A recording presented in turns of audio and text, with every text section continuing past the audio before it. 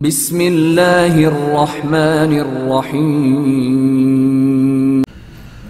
بسم اللہ الرحمن الرحیم وَأَمَّا اتفاق من عدا الامام علیہ السلام بحیث یکشف عن صدور الحکم عن الامام علیہ السلام بقاعدۃ اللطف کما عن الشیخ او التقریر کما عن بعض المتاخرین او بحکم العادۃ القاضیہ الی آخرہ۔ پوری توجہ کرنے آقا جان، انشاءاللہ میرے ساتھ چلیں گے۔ حقیقت میں اجماع کہتے ہیں اتفاق امت کو، ٹھیک ہے جی۔ نمبر 2، اہل سنت اجماع من حیث الاجماع کو حجت قرار دیتے ہیں۔ ہم کہتے ہیں کہ نہ، جو اجماع مشتمل علی قول المعصوم ہو وہ حجت ہے۔ خوب، فی الحال ہم بات کر رہے ہیں اجماع کی۔ حقیقت میں اجماع کیا ہے؟ اتفاق الکل۔ نمبر 2، اگر فقط علماء امامیہ کا اتفاق ہو اور ان میں سے کوئی بھی مخالف نہ ہو تو اس کو اجماع کہنا بھی مسامحہ ہے، تجوز ہے، ٹھیک ہو گیا۔ اسی طرح اگر علماء امامیہ سے میں بھی کچھ لوگ متفق ہوں جبکہ کچھ مخالف ہوں، لیکن ان کا اتفاق بھی مشتمل علی قول امام علیہ السلام ہو تو بھی اس کو جو اجماع کا نام دیا جاتا ہے وہ بھی مسامحتاً اور مجازاً ہے، چونکہ حقیقت میں اجماع وہ ہے اتفاق الکل۔ پوری توجہ آگا لطف لینا ہے۔ ہم اتفاق علماء امامیہ کو مسامحتاً اجماع کا نام دے رہے تھے، یا اتفاق بعض علماء امامیہ کو بھی اجماع کا نام دے رہے تھے، لیکن وہ اس لیے کہ معیار حجیت اس اتفاق میں موجود تھا، اور وہ معیار تھا دخول الامام علیہ السلام، ٹھیک ہو گیا۔ آج جو درس ہمارا شروع ہو رہا ہے، توجہ کرنا کا لطف آئے گا، وہ یہ ہے کہ اگر علماء امامیہ کا اتفاق ہے، لیکن ہے کیا؟ من عدل امام اس میں داخل نہیں ہے۔ فرق سمجھیں گے تو پورا درس آپ کو اسی پہلی سطر میں سمجھ آ جائے گا۔ یعنی پچھلا ہمارا کس اتفاق کی بات کر رہے تھے؟ جس میں قول معصوم، قول امام داخل تھا، یعنی ہمیں کسی بھی وجہ سے علم تھا اس بات کا کہ امام اس اتفاق میں داخل ہیں، اس کو نام دیتے ہیں اجماع دخولی کا۔ انشاءاللہ بعد میں اس کو پڑھیں گے، ٹھیک ہے جی۔ اب وہ سب کا اتفاق تھا یا کچھ کا، لیکن قول امام اس میں داخل تھا، یعنی امام ان اتفاق کرنے والوں میں خود داخل شامل تھے۔ آج کا درس جہاں سے شروع ہو رہا ہے کہ اتفاق تو ہے علماء کا، لیکن اس اتفاق میں خود امام داخل نہیں ہے۔ بات سمجھ آ رہی ہے نا؟ داخل تو پھر کیا ہے؟ لطف لینا ہے۔ یہ ہے کہ یہ اتفاق علماء کاشف کرتا ہے کہ چونکہ یہ سارے متفق ہیں، یہ کاشف کرتا ہے کہ انشاءاللہ حکم امام بھی یہی ہوگا۔ کیوں؟ یہ اتفاق کس بنیاد پر کاشف ہے کہ حکم امام بھی یہی ہوگا؟ توجہ کرنا گا، مزیدار اتفاق ہو گیا۔ مثال لوں، بالکل آسان۔ سن 1600 کے سارے علماء متفق ہو گئے کہ حکم یہ ہے. نقطہ سمجھ آ رہا ہے نا؟ اب یہ اتفاق کاشف کرتا ہے قول معصوم کو کہ انشاءاللہ امام وقت کا حکم بھی یہی ہوگا. اچھا کیوں جی؟ اس کشف کی سبب کیا ہے؟ سمجھ آئی یہ بات کی نا؟ اب اس میں 3 نظریات ہیں. بعض قاعدہ لطف کے قائل ہیں، بعض من باب تقریر قائل ہیں، اور بعض من باب الحدث.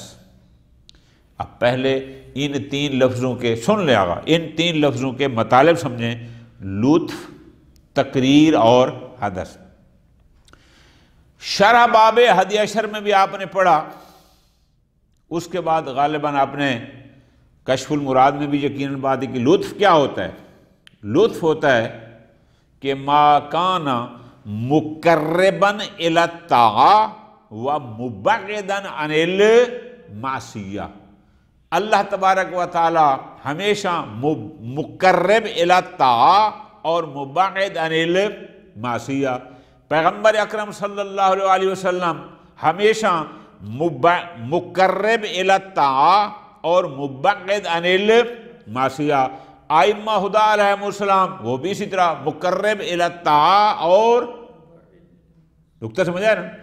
اب یہاں پر قاعدہ لطف کیسے ہوگا؟ بات کو سمجھنا ہے کہ اگر سن 1600 کے سارے علماء اس بات پر متفق ہیں کہ حکم یہ ہے، تو اگر ان کا اتفاق خطا پر مشتمل ہے تو قاعدہ لطف کا تقاضا یہ ہے کہ امام وقت ان کو اس پر متفق نہ ہونے دے. کیوں؟ اس لیے کہ امام کا کام ہے مقرب الی الطاعہ، وہ ہمیں طاعت کے قریب کرے اور معصیت سے بعید. اگر یہ سارے ایک خطا پر جمع ہو رہے ہیں تو قاعدہ لطف کا تقاضا یہ ہے کہ ان کا اتفاق نہ ہونے دے. سمجھ آئی نا؟ لیکن اتفاق کا ہو جانا قاعدہ لطف کی وجہ سے یہ کشف کرتا ہے کہ حکم معصوم بھی یہی ہے جو ان کا اتفاق ہے. سمجھ آئی بات کی؟ یہ ایک. بعض کہتے ہیں نہیں، یہ اتفاق کاشف قول امام ہے من باب تقریر. کوئی زمانہ امام وقت سے خالی نہیں ہوتا. ٹھیک ہو گیا جی. اب اگر ایک زمانے کے علماء ایک حکم پر متفق ہو رہے ہیں اور امام وقت دیکھ بھی رہا ہے، توجہ، لیکن امام کی طرف سے کوئی مانع اس اتفاق کے بارے میں نہیں آ رہی، تو اس کا مطلب ہے امام اس پر راضی ہیں. وہ آپ نہیں کہتے سنت کیا ہوتی ہے؟ قول معصوم، فعل معصوم، تقریر معصوم. تقریر کیا ہوتی ہے؟ اس کے سامنے ایک کام ہو اور وہ روکے نہ، اس کو تقریر کہتے ہیں. تو یہ اتفاق بھی امام کے سامنے ہو رہا ہے. پس جب سامنے ہو رہا ہے، توجہ آ جان، اور وہ روک بھی، دیکھو نا، روکنے کا ایک طریقہ یہ بھی ہوتا ہے کہ وہ اتفاق نہ ہونے دیں. ان میں سے کچھ لوگ واضح مخالف رہیں، لیکن ایسا بھی نہ ہوا، تو پس یہ تقریر ہو جائے گی، اور اس قاعدہ تقریر کے ذریعے ہم کشف کریں گے کہ جس پر یہ متفق ہیں یہ اتفاق کاشف ہو جائے گا کہ حکم معصوم بھی یہی ہے. ٹھیک ہے. بعض کہتے ہیں نہیں، یہ اتفاق کاشف قول معصوم ہے من باب الحدث. اچھا وہ کیسے لطف لینا ہے؟ وہ یہ ہے کہ جب اپنے زمانے کے 100، 150، 200 فقہا صاحبان فکر و نظر، ہر کہمے کی بات تو نہیں ہو رہی نا، اور وہ لوگ جو قرآن و حدیث کے فہم میں ماہر ہیں، دقیق ہیں، مہارت رکھتے ہیں قرآن و حدیث کو سمجھنے میں، وہ اپنی تمام تر علمی صلاحیتوں کے باوجود 100 کا 100 بندہ اگر فرض کرو ایک حکم پر متفق ہو رہا ہے تو عادتاً یہ ممکن نہیں ہے کہ وہ سارے کے سارے غلط اور خطا پر متفق ہوں، عادتاً ایسا نہیں ہے۔ تو جب نہیں ہے تو یہ کشف کرے گا کہ اس کا مطلب ہے حکم معصوم بھی یہی ہے۔ اب سمجھ آ گئی کہ یہ جو اتفاق ہے کہ جو کاشف ہے اس میں، اور جو پچھلے ہم اجماع کی بات کر رہے تھے اس میں فرق ہے۔ وہاں یہ کہہ رہے تھے کہ حکم معصوم داخل ہے ان اجماع کرنے والوں میں، اتفاق کرنے والوں میں۔ آج کا درس ہمارا یہ ہے کہ داخل نہیں ہے، بلکہ یہ اتفاق کاشف کر رہا ہے کہ قول معصوم یہی ہے، گویا بمنزل دخول کے ہے لیکن داخل نہیں ہے۔ لطف لینے آگا، بہت مہربانی۔ پس مطلب کیا ہوا؟ اس کا مطلب ہے کہ یہاں دو چیزیں ہیں، ایک ہے کاشف اور ایک ہے مکشوف۔ لطف لینا ہے، کاشف ہے علماء کا اتفاق کہ سارے کے سارے متفق ہیں، مکشوف کیا ہو گیا، منکشف کیا ہو گیا، وہ ہو گیا حکم امام، کہ ان کے اتفاق نے کاشف کیا ہے کہ امام وقت کا حکم بھی یہی ہے۔ سمجھا کی بات کی؟ اب لطف لینا، اب ساتھ چلنا ہے۔ پس ایک ہو گیا اتفاق جس کو ہم نام دیں گے کاشف کا، اور ایک ہو گیا منکشف کہ وہ ہو گیا حکم امام۔ اب آیا صرف اتفاق کو اجماع کہہ سکتے ہیں؟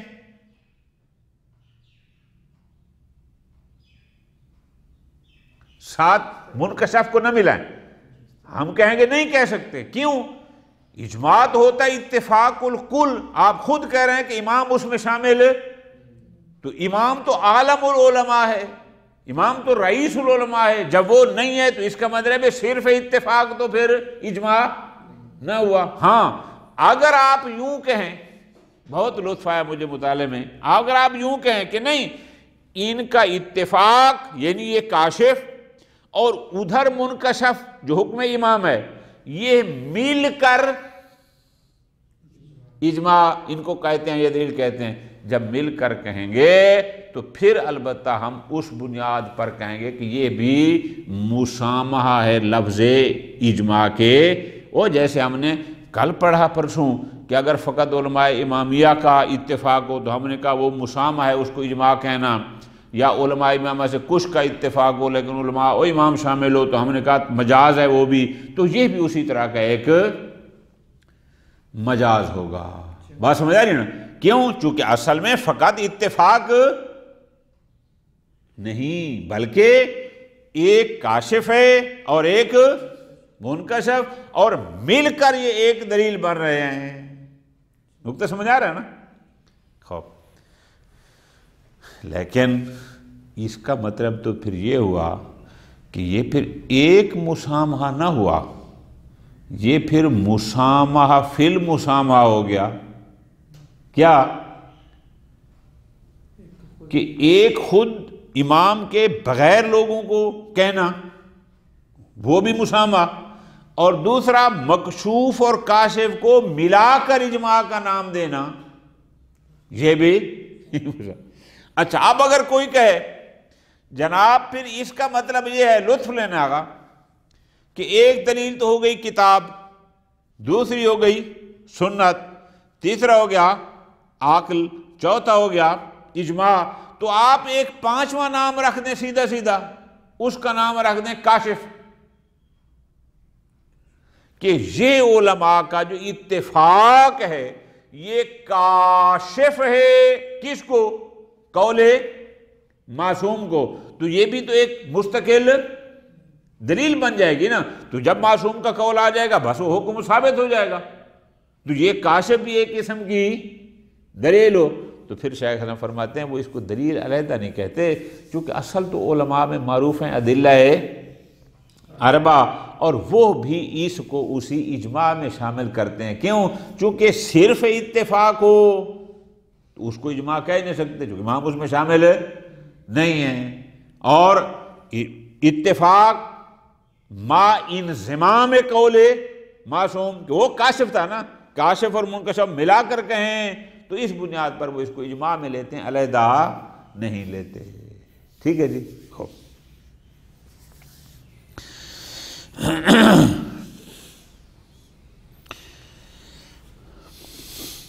بس ختم ہوگی بات. آگے سارا اس کی وضاحت ہے اسی جملے کی جو اصل میں سمجھانا چاہ رہا تھا. بس اگر اتفاق علماء کاشف ہو قول معصوم، حکم معصوم کو، حکم امام کو، توجہ کرنا میری جان، اور ہم قائل ہو جائیں کہ یہ کاشف اور مکشوف اتفاق سب کا، اور ادھر منکشف جو حکم امام ہے، یہ مل کر ان کو بھی اجماع کا نام دینا، یہ اصطلاح و اجماع اصطلاحی کے خلاف ہے. یہ بھی مجازاً اجماع کہہ سکتے ہیں. حقیقی اجماع کیا تھا؟ اتفاق الکل. یہ حقیقی ہے نہیں، اس میں تو سورہ سے امام ہی داخل نہیں ہے. بات سمجھ آ رہی ہے نہیں؟ بس اور بھی باتیں ہیں، وہ خیر ترجمے کی باتیں خاص نہیں ہیں. اصل موضوع ذہن میں بیٹھ گیا کہ یہ مربوط کس سے ہے، وہ یہ ہے. فرماتے ہیں اما اتفاق من عدل امام علیہ السلام، اگر ایک زمانے کے، پوری توجہ یہ ترجمہ میری طرف سے ہوگا، یعنی اگر ایک زمانے کے تمام علماء ایک حکم پر متفق ہو جائیں لیکن امام ان میں داخل نہ ہو، لیکن بحیث ہو، لیکن ان علماء کا اتفاق ایسا ہو کہ یکشف ہو، کہ وہ اتفاق کاشف ہو، کس بات سے؟ ان صدور الحکم عن الامام علیہ السلام، کہ انشاءاللہ جس پر یہ سارے علماء متفق ہیں یہ کاشف ہے کہ امام علیہ السلام کا حکم بھی یہی ہے. یہ اتفاق کاشف ہو صدور حکم امام کو، یعنی یہ نہیں کہتے کہ امام ان میں شامل ہیں، بلکہ یہ اتفاق کاشف کرتا ہے کہ امام کا حکم بھی انشاءاللہ یہی ہے. اب آگے ترجمہ جو ہے عبارت تھوڑی ہے، مطلب زیادہ ہے. اب آپ کیا کہیں گے کہ بھئی اتفاق کیسے کاشف ہوگا کہ حکم امام بھی یہی ہے؟ تین طریقے ہیں یا تین نظریے ہیں. مثلا بقاعدۃ اللطف کمان الشیخ، شیخ طوسی رحمت اللہ علیہ کے نظریے کے مطابق بذریعہ قاعدہ لطف. سمجھ آئی نا جی؟ لطف کیا ہے؟ جو مقرب الی الطاعہ اور مبعد عن تو شیخ طوسی کیا کہتے ہیں کہ جب یہ سارے علماء متفق ہو رہے تھے اور ہم لطف کے قائل ہیں کہ لطف اللہ پر واجب ہے، اسی لطف کے ذریعے وہ انبیاء کا آنا، امام کا ذریعہ فلاں فلاں، ٹھیک ہو گیا جی.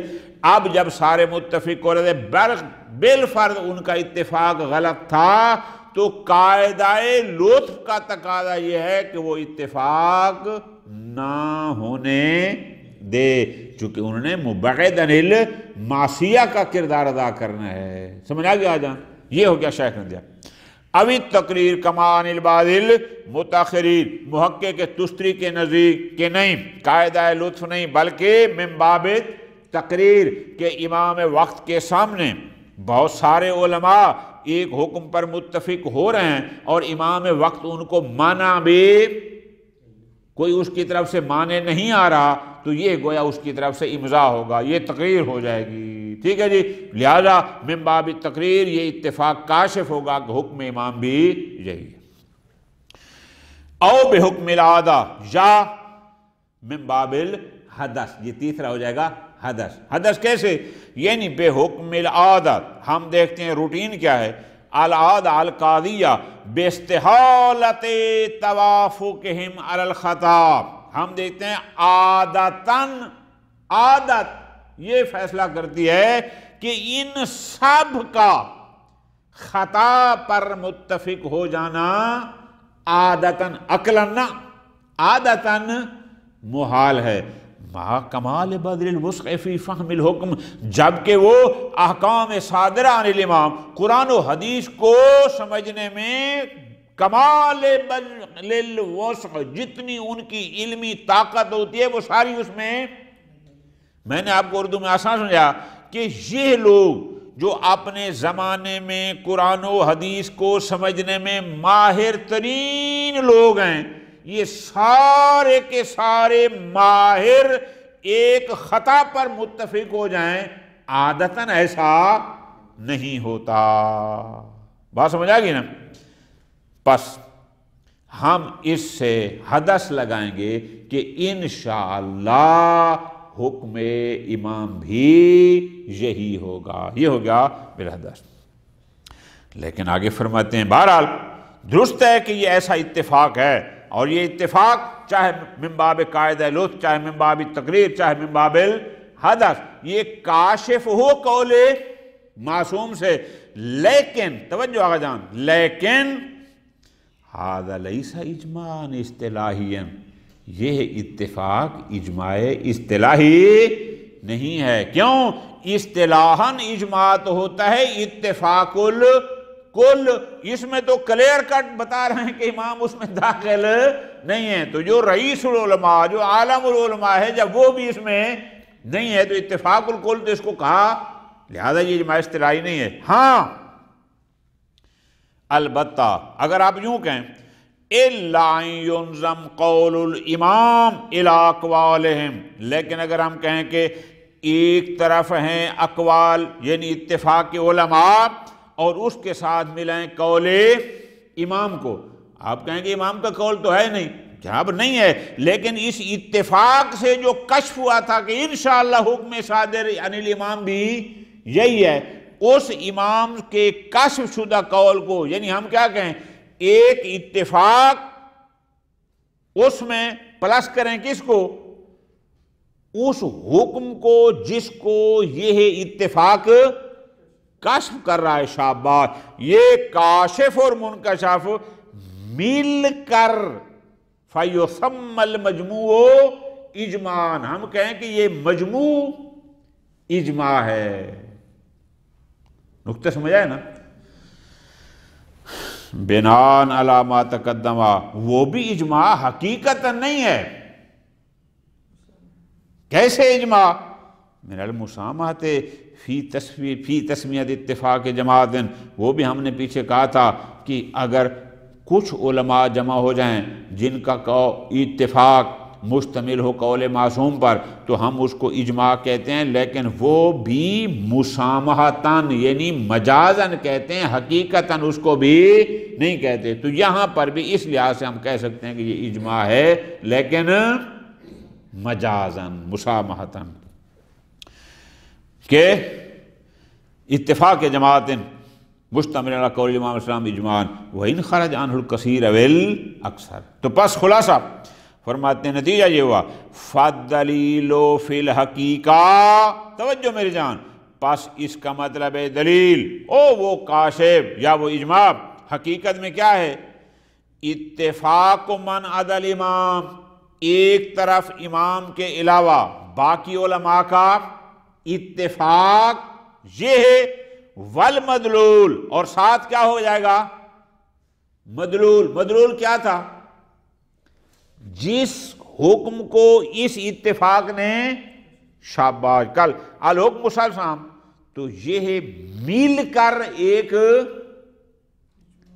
دلیل بنیں گے، یعنی مجموع کاشف اور منکشف، اتفاق اور وہ حکم معصوم، نظیر و کلام الامام و معنیٰ۔ اور جیسے ہم کہتے ہیں کہ امام علیہ السلام جب کوئی لفظ بیان فرماتے ہیں تو ظاہر ایک لفظ ہوتا ہے، ایک اس کا معنی ہوتا ہے، تو لفظ کلام دال ہوتا ہے، معنی مدلول ہوتا ہے، یہاں بھی اتفاق دال ہوگا، حکم معصوم مدلول ہوگا، پس ہم کہیں کہ دال و مدلول مل کر یہ ایک دلیل بنتے ہیں، ان کو کیسا کاشف کا نام دیں۔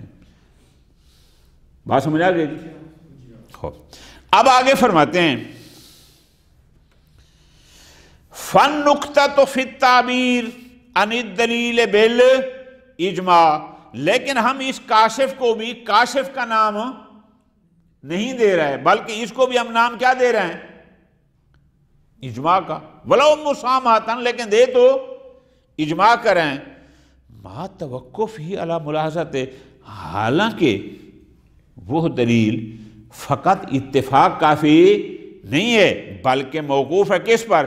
کہ ساتھ امام علیہ السلام کے نظریے کو اور حکم کو بھی ملائیں، الذی هو المدلول الی الکاشف عنہ، کہ جو حکم امام مدلول ہے کس کا؟ الی الکاشف، وہ کاشف کا، اس اتفاق کا، کہ قول معصوم جو منکشف ہے اس کو ملائیں تو وہ دلیل بننے کی صلاحیت رکھتا ہے۔ لیکن ہم اس کو بھی پھر نام دے رہے ہیں اجماع کا، یعنی علیحدہ ادلہ میں اجماع کے بعد ایک کاشف نامی کسی دلیل کو نہیں کہہ رہے، بلکہ اس کاشف کو بھی نام دیا جا رہا ہے اجماع کا۔ فرماتے ہیں وَتَسْمِيَةُ الْمَجْمُوعِ دَلِيلًا، مجموع کیا تھا؟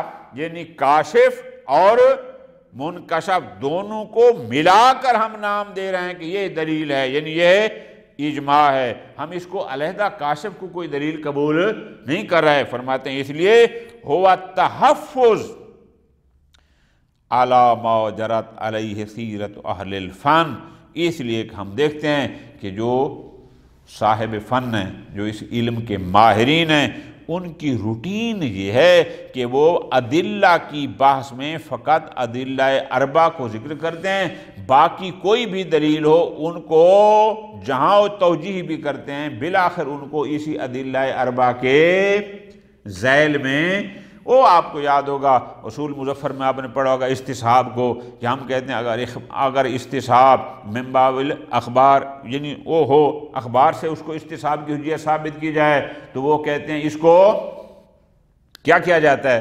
سنت میں داخل کرتے ہیں، اور اگر دلیل عقل سے ہو تو اس کو عقل میں استصحاب کو کوئی علیحدہ دلیل کے طور پر قبول۔ تو یہ بھی اسی طرح ہے، تاکہ التحفظ علی ما جرت، یہ جو صاحبان فن ہیں، جو بزرگان کو ان جو روٹین ہے کیا کہ من ارجاء کل دلیل، جو بھی کوئی دلیل ہو اس کو بالآخر پلٹاتے ہیں انہی ادلہ کی طرف جو بین الفریقین ہیں، اور وہ ادلہ اربع ہیں، کتاب، سنت، اجماع اور عقل۔ پس ففی اطلاق الاجماع علی ھذا، توجہ میری جان، اس اتفاق پر بھی اجماع کا بولنا، کون سا علی ھذا کا مصداق کیا بنے گا؟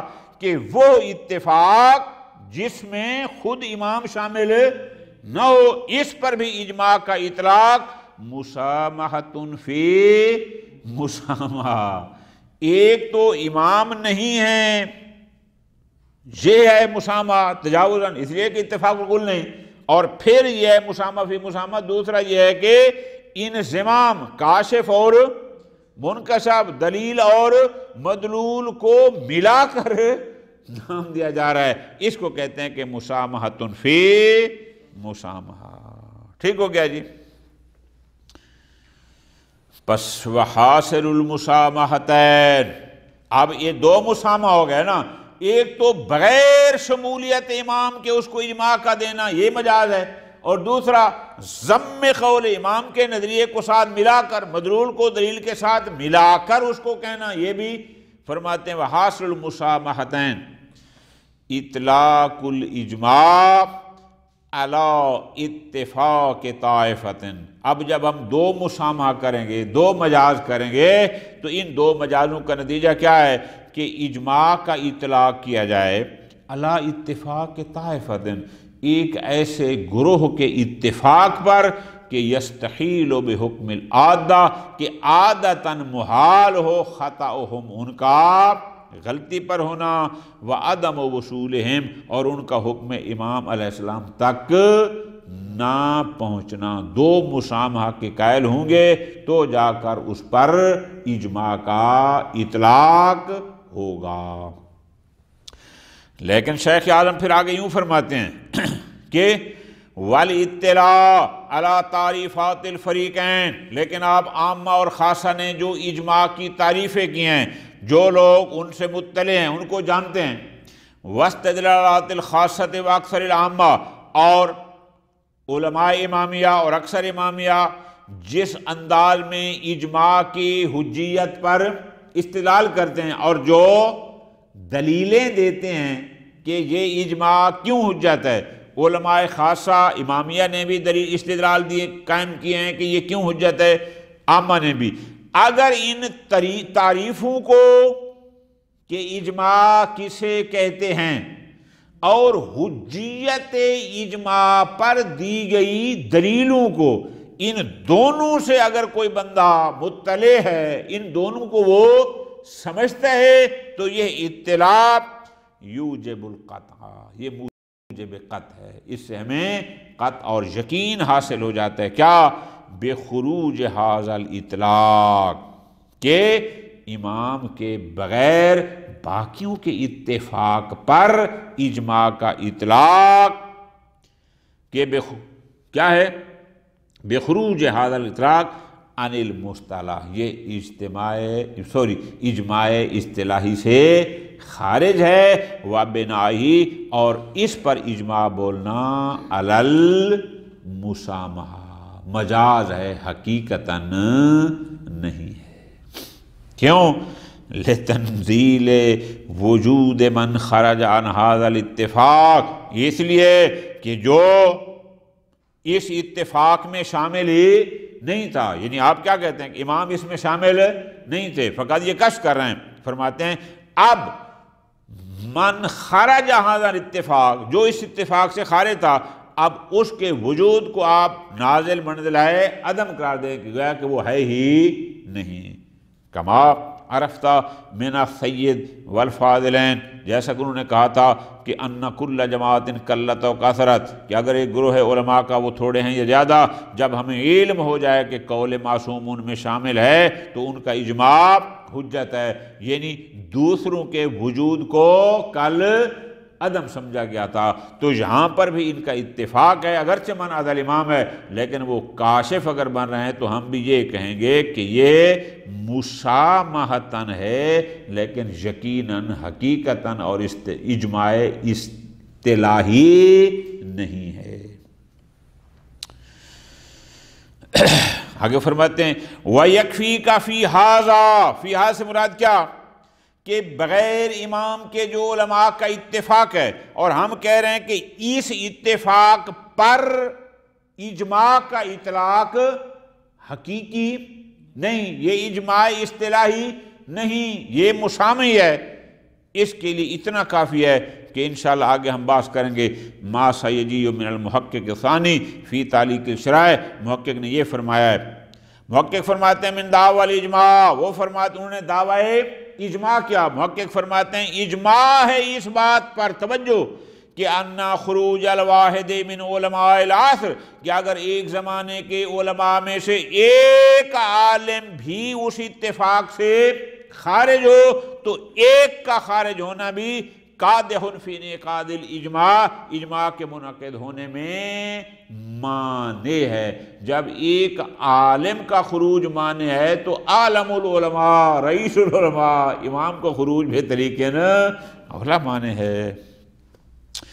اور ساتھ یہ ہے کہ من اطباق الفریقین، عامہ اور خاصہ سارے اس بات پر متفق ہیں، کیا؟ کہ اجماع کہتے ہیں اتفاق الکل کو، جبکہ یہاں امام نہیں ہے تو اس کا مطلب اتفاق الکل صادق نہیں آتا، لہٰذا ایسا اتفاق مسامحتاً تو اجماع کہلا سکتا ہے لیکن اجماع اصطلاحی نہیں ہے۔ اور باتیں ہیں، چلو پھر کل انشاءاللہ۔ صلی اللہ علیہ محمد وآلہ محمد۔